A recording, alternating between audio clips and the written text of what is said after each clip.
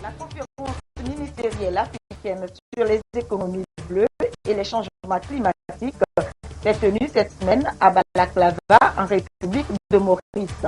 Les avancées enregistrées par le Togo ces dernières années en matière de sécurité maritime ont été présentées, notamment la stratégie nationale pour la mer et le littoral. Il a été aussi question du prochain sommet de l'Union africaine sur la sûreté, la sécurité maritime et le développement en Afrique que Lomé va abriter du 11 au 15 octobre prochain. Les populations du Grand Bassar étaient en fête hier, la fête des Ignames au Pont-Nidak. Elles ont offert les prémices aux dieux de la terre nourricière, ce qui donne le ton à la consommation de ce tubercule dans cette préfecture. L'éclat de la fête a été rehaussé par la présence du ministre en charge de la culture, Guy Madé Lorenzo. Et puis, nous allons découvrir en fin de journal la vie quotidienne des habitants de Baguida, la première capitale du Togo en bordure de mer. C'est à travers les 309 pages d'un essai titré Baguida, la belle bourgade d'enfants de l'écrivain togolais Minevi Afangedi Dara.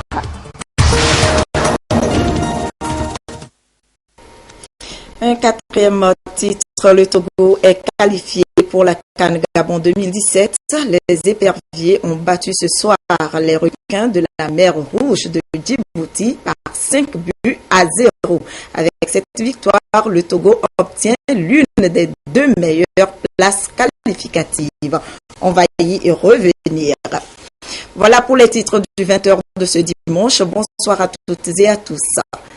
Le Togo a été présent cette semaine à la conférence ministérielle africaine sur les économies bleues et les changements climatiques à Balaklava, en République de Maurice.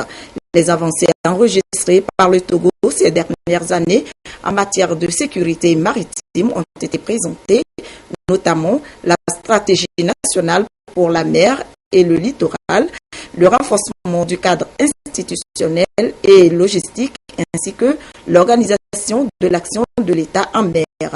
Il a été aussi question des enjeux du sommet de l'Union africaine sur la sûreté, la sécurité maritime et le développement en Afrique que Lomé accueille du 11 au 15 octobre prochain. Prudence ici. À Maurice, l'Afrique a affirmé sa volonté de hisser l'économie bleue dans l'agenda international lors de la conférence ministérielle africaine sur l'économie maritime et les changements climatiques. 14 pays du continent, dont le Togo, étaient représentés à Balaklava, à 30 km de Port-Louis, la capitale. Dans la perspective de la prochaine COP22 à Marrakech, le ministre togolais de l'Environnement et des Ressources forestières a présenté au cours d'un panel les différentes mesures mises en place par le Togo pour lutter contre l'érosion côtière et faire face aux effets des changements climatiques. Nous avons évoqué la population importante quand même de la zone riveraine qui a quand même un impact négatif sur le milieu. Nous avons évoqué, c'est vrai, la montée des eaux qui est une raison exogène du problème lié à l'érosion côtière, mais nous avons également mis l'accent sur les raisons endogènes qui sont surtout le prélèvement ou l'exploitation illicite du sable marin ou bien de gravier marin. Nous avons également mis l'accent sur l'occupation désordonnée de l'espace maritime. Il y a 2 ans, le Togo, la présidence a mis en place un haut conseil pour la mer et qui va essayer quand même de mettre un peu d'ordre dans l'occupation de cet espace-là. Nous avons eu des poses d'épis, mais aujourd'hui, en ce qui concerne le littoral, vous savez, les technologies ont connu des limites et qu'il faille maintenant se tourner vers d'autres technologies qui permettent quand même d'avancer. La rencontre de Maurice a également relevé la nécessité pour l'Afrique d'accorder plus d'attention à la promotion de l'économie bleue pour le développement du continent. Plus de 50% du PIB en Afrique de l'Ouest dépend de la mer. Les pays africains doivent aussi relever un autre défi, faire front contre la pêche illégale. Seuls 9 pays du continent ont signé et ratifié l'accord sur la pêche illicite. L'exemple du Togo illustre bien les enjeux écologiques et géostratégiques en Afrique de l'Ouest. Sa stratégie nationale pour la mer et le littoral vient renforcer son dispositif de sûreté et de sécurité maritime. 38 pays africains disposent d'une façade sur la mer, d'où l'intérêt de développer des économies maritimes tout en préservant les écosystèmes. Les modalités de financement de ce type d'économie restent un autre défi à relever et le sujet sera abordé lors du sommet extraordinaire des chefs d'État et de gouvernement de l'Union africaine prévu du 11 au 15 octobre prochain à Lomé. À Maurice, il y a un certain nombre de questionnements auxquels les participants répondent. Comment construire des économies bleues intelligentes, c'est-à-dire qui impliquent la préservation de l'environnement? Quel mode de financement pour les économies bleues africaines? Quel partenariat public-privé pour faire face aux différents défis de l'économie maritime? Donc, dans ce sens, il y a une parfaite convergence entre la problématique de la préservation de l'environnement qui sera abordée à Lomé, mais aussi la problématique de l'économie bleue, puisque à Lomé, nous parlerons beaucoup de développement, mais développement à travers les économies océaniques. Donc, en ce sens, nous voyons déjà partiellement aborder ici certaines problématiques du sommet de Lomé et nous nous réjouissons qu'ici nous ayons eu un partage d'expérience en termes de lutte contre l'érosion côtière, expérience en termes de mise en place de modes de financement de l'économie maritime, expérience en termes de partenariat public-privé et expérience en termes de croissance réalisée à travers l'économie bleue. Au-delà de la définition d'une approche commune de promotion des économies bleues intelligentes, la conférence de Maurice a également balisé la voie à une meilleure participation de l'Afrique à la COP22 en novembre prochain à Marrakech. Et il faut bien évidemment la paix pour développer un pays. Le Ashkroun, avec l'appui du PNUD, a procédé cette semaine à l'installation du comité préfectoral de paix de Logou. Cette commission doit œuvrer pour la consolidation de la paix au sein des communautés pour une réconciliation nationale réussie dans le pays. Yves Agbevivi. Depuis 2006, le Togo s'est engagé dans le processus de consolidation de la paix, ce qui suppose une forte implication des populations à la base. Déjà, l'institution de la CVJR et du Ashkroun traduit cette volonté de l'État à garantir une paix durable pour tous. Aujourd'hui, à Kévé, dans la préfecture de la V, l'installation d'un comité préfectoral de paix est une démarche soutenue par le PNUD. Résoudre les conflits à travers la médiation, la réconciliation ou encore l'alerte précoce, ce sont là les stratégies à mettre en œuvre par ce comité. D'abord, il faut partir du principe que les comités de paix seront sur la base des associations. Et sur cette base-là, auront pour mission de faciliter le vivre ensemble dans le milieu, de créer des conditions de dialogue entre les différentes communautés.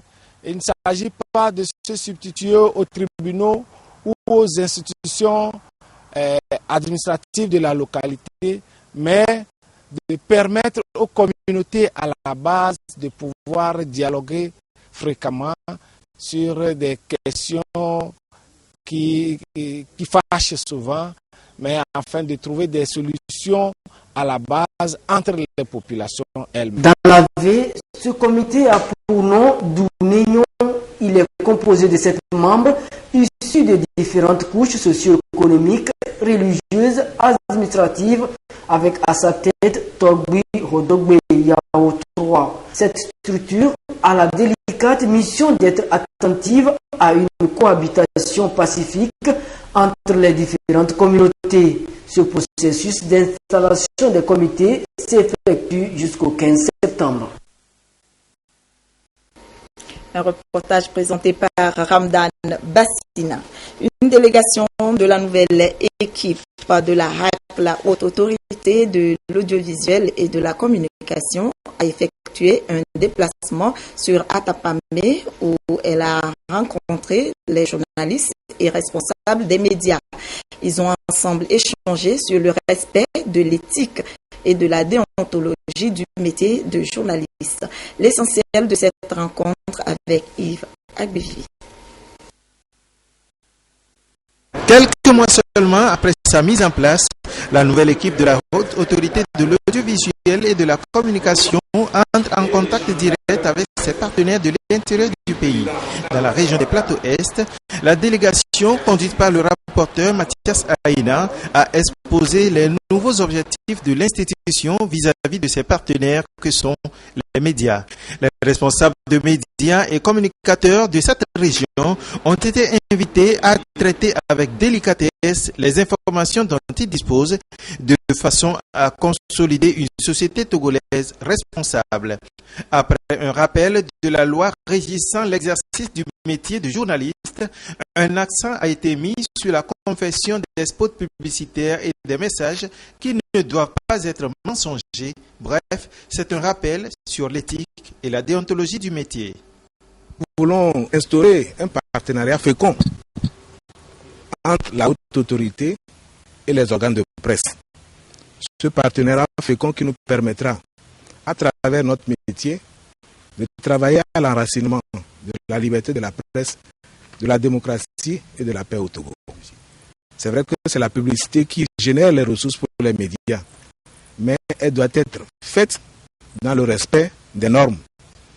La délégation a invité les structures non encore en règle avec le renouvellement de leur autorisation à se conformer à la loi. Les journalistes, eux, ont été encouragés à se faire établir leur carte de presse. Après les plateaux Est, la délégation a poursuivi sa tournée dans l'ouest de la dite région.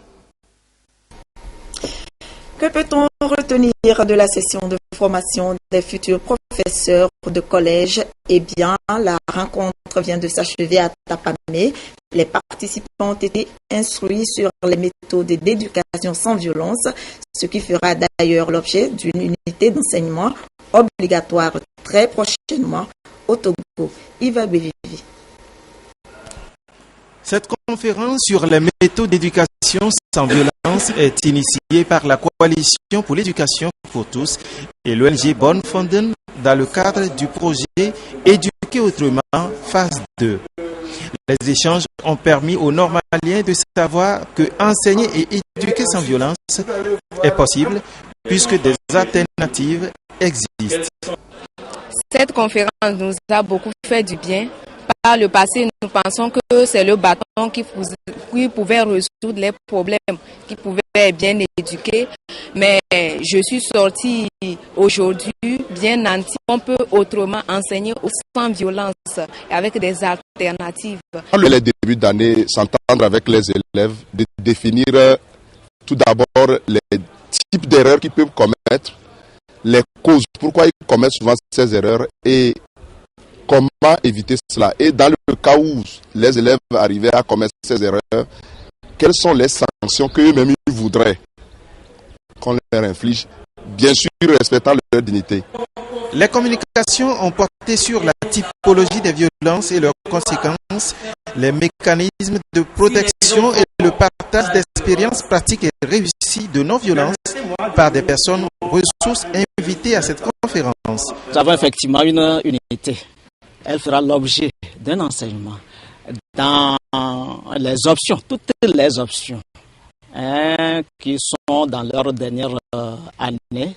Ces options-là, au semestre 5-6, à eux, on fera un enseignement systématique. Ces normaliers qui seront déployés dès la rentrée prochaine dans les collèges sont presque outillés sur la non-violence. Actualité à l'étranger, en bref, au Mali, les attaques djihadistes sont loin d'être terminées. En juillet, 17 soldats maliens étaient morts dans l'attaque d'une base militaire à Nampala. Ce vendredi, les djihadistes se sont emparés de la localité de Bouni, dans le centre du pays. Résultat, le ministre malien de la Défense a été limogé. Direction le Gabon, pays toujours dans l'impasse ce soir avec un président sortant, Ali Bongo, déclaré vainqueur de la présidentielle du 27 août et l'opposant Jean Ping qui se considère comme le président élu. Les 27 opposants retenus au QG de campagne de Jean Ping ont été libérés, mais de nombreuses familles restent pour l'heure sans nouvelles de leurs proches. Depuis 48 heures, Françoise sillonne Libreville, à la recherche de son fils. Elle est sans nouvelles de lui depuis mercredi.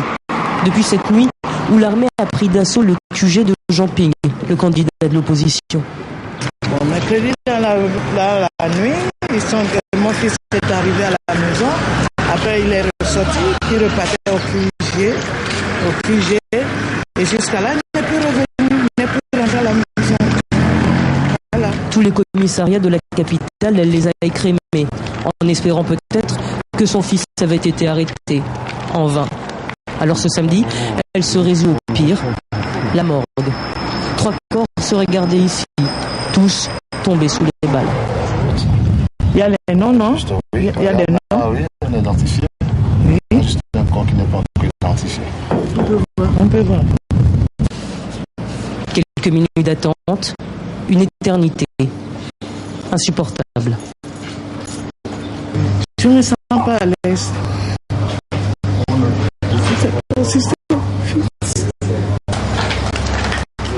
Voilà. Non.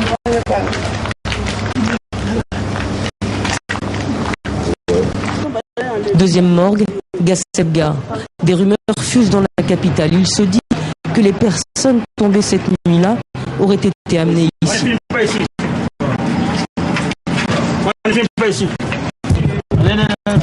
Doucement. Pas de caméra et pas d'information non plus. Françoise repart bredouille, encore une fois. Ils disent qu'il n'y a pas de corps ici. Oui. Non, pas de corps. Ils n'ont pas reçu de corps depuis qu'il y a eu... Il y a 16 mètres là. Pas de corps à Gassebga, ni dans la 3e morgue de la capitale.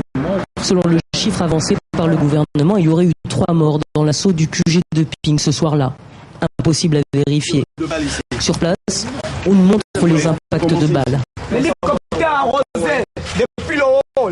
L'hélicoptère, regardez, ça ce n'est pas des balles qu'on va dire que quelqu'un avait la main, mais c'était l'hélicoptère. Moi j'ai vécu ça. À l'intérieur, une mare de sang. L'opposition parle de 17 morts, mais là encore, ce chiffre est à prendre avec des pincettes, alors qu'il est impossible d'établir un bilan exact. Des questions sans réponse, insoutenables pour Françoise, comme pour tous ceux qui sont sans nouvelles de leurs proches disparus. Est-ce que vous avez...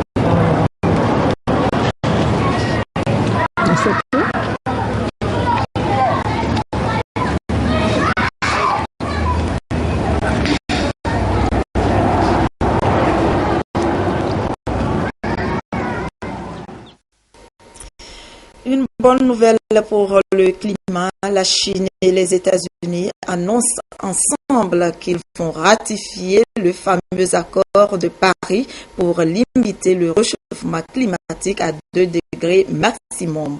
Une victoire diplomatique nécessaire mais insuffisante pour sauver la planète. Et c'est en Chine que s'est ouvert ce dimanche le G20. Mais depuis 2 semaines, jusqu'à 300 km à la ronde à Hangzhou dans l'est de la Chine, où s'ouvre ce dimanche le G20. Ciel bleu de mise, Pékin a voulu marquer un autre grand coup en annonçant la ratification du traité de Paris sur le climat. La protection de l'environnement doit s'envisager à l'échelle planétaire, affirme le président Xi. Nous devons bâtir une gouvernance énergétique mondiale pauvre en carbone afin de promouvoir la coopération dans le développement des énergies renouvelables. Quelques heures plus tard, c'est au tour de l'autre plus gros pollueur du monde, les États-Unis, à emboîter le pas à la Chine. Traité ratifié, le président américain s'en félicite. Ce combat, un pays seul ne peut pas le gagner. C'est pourquoi l'accord de Paris en décembre dernier était si important. Près de 200 pays se sont entendus pour mettre le monde sur la voie de l'énergie décarbonée. Nous en viendrons peut-être à considérer ce jour-là comme celui où nous avons finalement décidé de sauver notre planète. Chine et États-Unis, plus gros pollueurs du monde avec 40% des émissions de gaz à effet de serre à eux deux, s'ajoutent donc aux 24 pays qui ont d'ores et déjà ratifié le traité sur le climat, dont la France. Aucun Européen jusqu'ici. Mais pour que le texte entre en vigueur, 29 autres pays doivent le signer d'ici la fin de l'année, espère l'ONU et Paris. Sans illusion, quoi qu'il en soit pour les experts, car l'objectif de 2 degrés de réchauffement au plus ne sera pas tenu. Il faudrait pour cela, d'ici 2030, que les pollueurs multiplient par 6 leurs ambitions de réduction d'émissions. Les paradoxes du reste ne manquent pas. La Chine est par exemple le plus gros investisseur mondial dans le solaire, mais aussi un très gros consommateur d'énergie au charbon. Retour au Togo avec le grand bazar qui était en fait ce samedi, la fête des ignames au Pointe-Nidac. Les prémices ont été offertes aux dieux de la terre nourricière. À partir de cette cérémonie, les populations de la dite préfecture peuvent donc commencer à consommer ce tubercule. L'apothéose des manifestations a eu lieu à Guérankouka en présence du ministre en charge de la culture, Guy Madié Lorenzo, représentant du chef de l'État, Nestor Mouzou.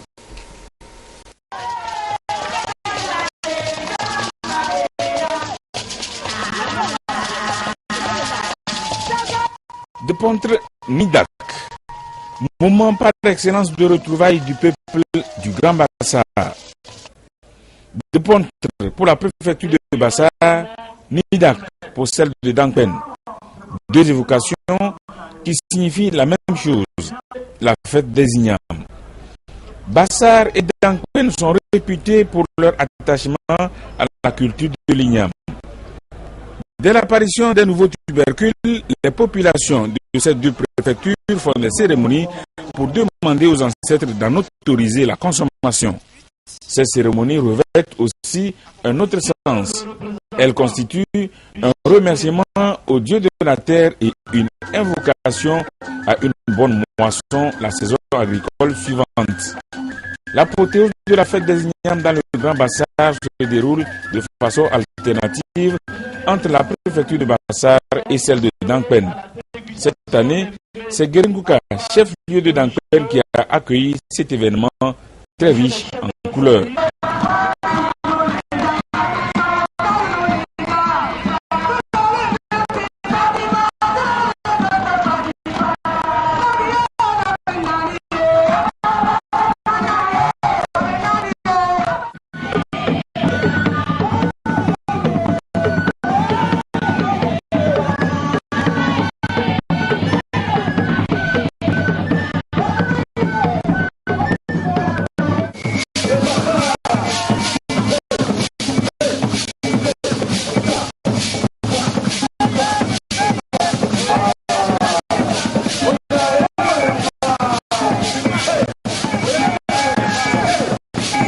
La fête des ignames, un tremplin plein pour le renforcement de la cohésion et la fraternité entre les peuples Bassar et Konkomba. Le porte-parole de ces populations a relevé que cette fête traverse même les frontières de ces deux peuples. Par sa voix, les Bassar et les Konkomba remercient le président de la République pour ses actions en faveur du développement de leur localité. Il est manifeste que la fête n'est plus exclusivement un événement des peuples Bassar et Konkomba. Elle associe désormais toutes les populations de des limites géographiques des deux préfectures et offre à tous l'opportunité de réfléchir sur les initiatives à entreprendre pour le développement de nos localités. À ce propos, nous voudrions témoigner notre profonde gratitude au chef de l'État, son Excellence, Fort et Sozimina Nyasingbe, pour l'intérêt qu'il accorde à la politique du développement inclusif qui s'enracine au Togo et dont les fruits sont aujourd'hui visibles dans nos villes. La distance entre Bassar et Dankben s'est écourtée compte tenu du bitumage de la route qui les relie. Les populations de Bassar et de Dankben bénéficient de tous les produits du Fonds national de la finance inclusive. Les cantons et certaines places publiques de Bassar et de Dankben sont éclairés par les panneaux solaires et nous avons espoir que dans un proche avenir, la haute tension va pouvoir être établie à Guérin-Kouka.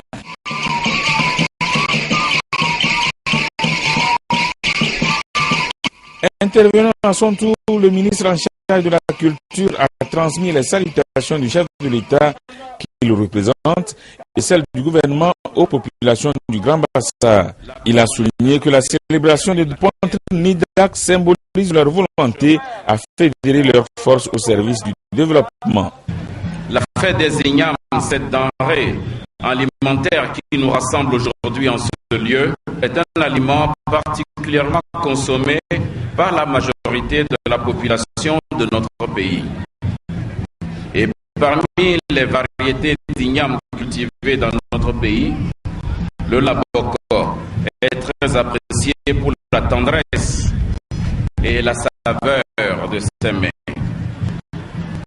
La culture de cette variété dénote du savoir-faire agricole des Bassar et des Konkomba, et sans peur de nous tromper, nous pouvons affirmer que c'est une variété identitaire du Grand Bassar. Ce savoir-faire, vous avez su le sauvegarder et le promouvoir jusqu'à nos jours pour les générations actuelles et futures. Il serait donc souhaitable que ces moments de retrouvailles soient mis à profit par toutes les filles et fils de vos deux préfectures sœurs pour réfléchir sur les conditions d'amélioration non seulement des techniques de production, mais aussi de la conservation et de la transformation de ce précieux tubercule. Nous saisissons donc cette occasion que nous offre cette fête pour vous exhorter, vaillante et laborieuse population du Grand Bassar, à faire de l'igname un véritable moteur de développement de votre localité et par ricochet de notre pays tout entier. Parlant du développement, permettez-nous de vous rappeler le grand événement mondial que notre pays accueillera du 10 au 15 octobre prochain. Le sommet extraordinaire de l'Union africaine sur la sécurité maritime et le développement.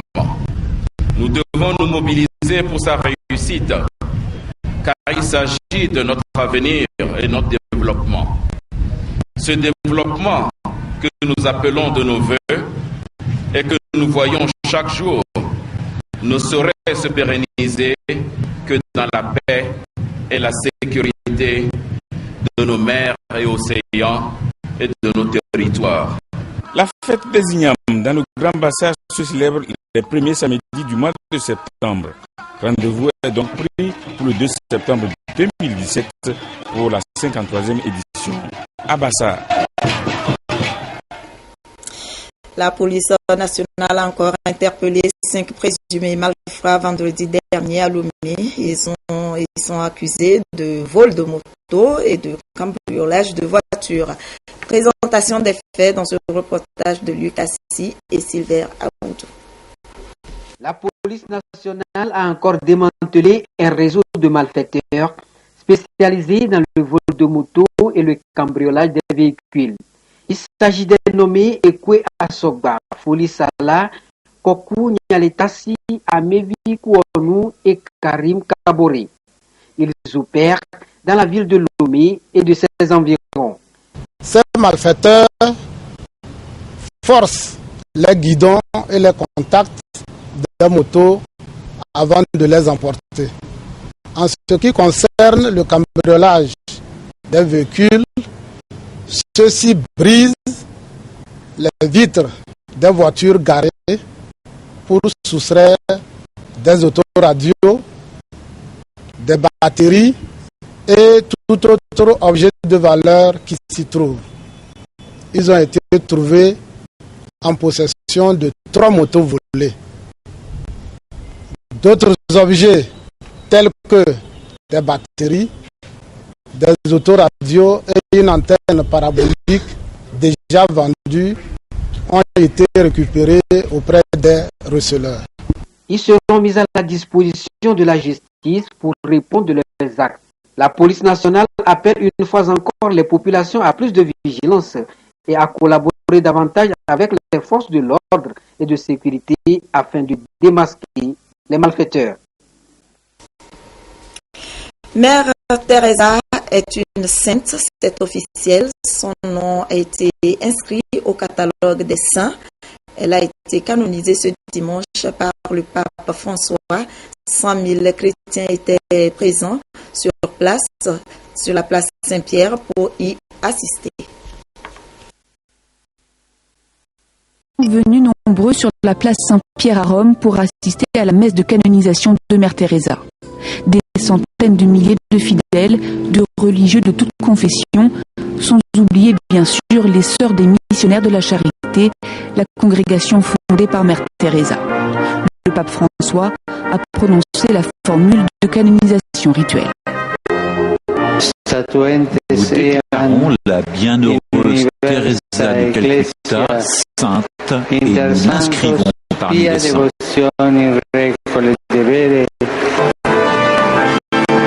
Applaudissements nourris et grande ferveur pour célébrer celle qui a dédié sa vie aux plus déshérités. Née en 1910, elle avait fondé en Inde les missionnaires de la charité qui comptent aujourd'hui 5000 religieuses. Elles consacrent leur vie aux plus pauvres et vivent dans une grande austérité. Dotée d'une notoriété mondiale, la religieuse a été parfois critiquée pour n'avoir pas usé de son influence auprès des décideurs et de ne s'être pas assez attaquée aux racines de la pauvreté, ce que le pape a contesté dimanche. Les missionnaires soulignent l'importance de son message aujourd'hui. Elle a fait des choses ordinaires avec un amour extraordinaire. Et c'est ce message qu'elle a voulu révéler au monde. Une main tendue, une attention à chacun. C'est un modèle de spiritualité pour le monde entier. Le rituel catholique de la canonisation nécessite 2 miracles attribués aux futurs saints. Mère Teresa de Calcutta a également reçu le prix Nobel de la paix en 1979, 8 ans avant sa mort. Les éliminatoires de la CAN 2017 ont pris fin ce week-end. Bonsoir Alfred. Bonsoir Nadège. Qu'en est-il du Togo? Oui, il y a qu'à voir mon visage pour deviner que tout s'est bien passé, très bien passé, j'allais dire pour le Togo. Les éperviers sont qualifiés, ils seront au Gabon en janvier prochain. Et maintenant, quelle est la suite? Non, la suite, peut-être il va falloir revenir un peu sur les péripéties de cette qualification. C'est vrai que ce n'était pas facile. Avant cette dernière journée, le Togo était 3e de son groupe avec 8 points derrière le Libéria et la Tunisie qui totalisaient 10 points chacun.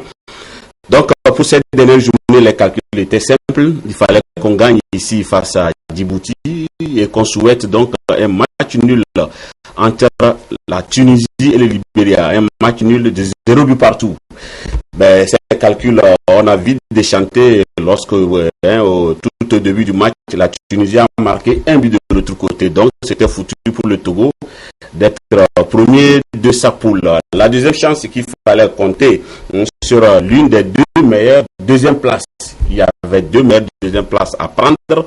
Et au moment où nous, on commençait notre match, le Burkina était qualifié. L'Ouganda également a pris l'une de ses 2 meilleures places. Il restait une seule meilleure place qui se jouait entre le Togo, entre le Mali, entre la République centrafricaine, entre le Bénin. Vous comprenez donc que ce n'était pas facile. Il fallait qu'on gagne et dans le même temps que le Bénin perde et que la République démocratique du Congo batte le Congo et batte la République centrafricaine. Et c'est comme ça que ça s'est passé. Bon, voilà. Et la RDC a battu la République centrafricaine 3-1.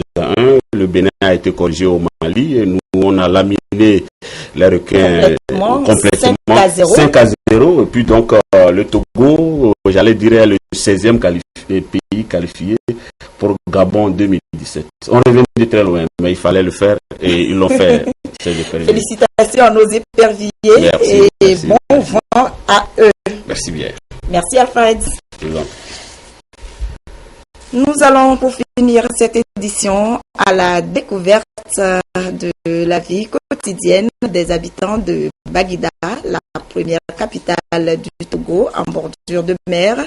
Ninevia Fangbedi Dara nous y amène à travers les 309 pages de son essai Baguida, la belle bourgade d'antan, un livre édité en France et dédicacé hier à Lomé. Sonia Minikbo, Antoinette Omao, pour voir. Baguida, la belle bourgade d'antan. Le titre très évocateur de l'essai de Ninevi Fangbedi Dara. Dans cet ouvrage de 309 pages, l'auteur retrace l'historique de la première capitale du Togo, Baguida, son village natal. Dans un style clair et accessible, Fangbedi Dara dresse le tableau panoramique de l'évolution de la ville de Baguida depuis ses origines jusqu'à nos jours. L'initiative est à saluer. Il est temps, après plus de 50 ans d'indépendance, que nous-mêmes nous prenions en main notre histoire. Et c'est ce que M. Dara vient de faire en écrivant ce que j'appellerais une monographie sur Baguida. Mais en fait, quand tu lis le livre, tu constates que à travers l'histoire de Baguida, c'est tout le Togo qui est concerné. Et notre souhait est que d'excellents livres comme celui-ci et d'autres qui vont s'y ajouter, petit à petit commencent à figurer dans les programmes scolaires. À travers cet essai, l'auteur, en relatant la perte de l'identité culturelle de la première capitale du Togo, Baguida, veut en même temps éveiller les consciences sur la destruction des sites et villes africaines. Quand on est fils d'un pays et qu'on a vécu une situation d'avant et qu'on voit ce qui se passe aujourd'hui et qu'on croise les bras, je crois que ça laisse à désirer. Il faut susciter auprès des gens ce qu'on peut faire pour vivre comme les autres. Baguida doit ressusciter. On a un trésor ici. Comme c'est dire, je l'affirme. Ça, c'est une affirmation. Ce n'est pas parce que les cocotiers sont morts que nous ne pouvons plus vivre. L'ouvrage est une critique adressée au continent africain pour l'inciter à reprendre en main son destin. Fangbedi Dara est un homme à multiples casquettes. Avant de se convertir en écrivain, il a occupé respectivement le poste de chargé des marchés extérieurs à la brasserie Bébé Lomé de 1971 à 1992. Il a été responsable en chef de développement de marché chez Guinness. Il est aujourd'hui consultant en développement de marché. Voilà, c'est tout pour ce journal. Merci à tous les téléspectateurs qui nous suivent dans la préfecture de Bassar et partout ailleurs sur la télévision togolaise. Je vous souhaite une très belle soirée. À demain à 20h.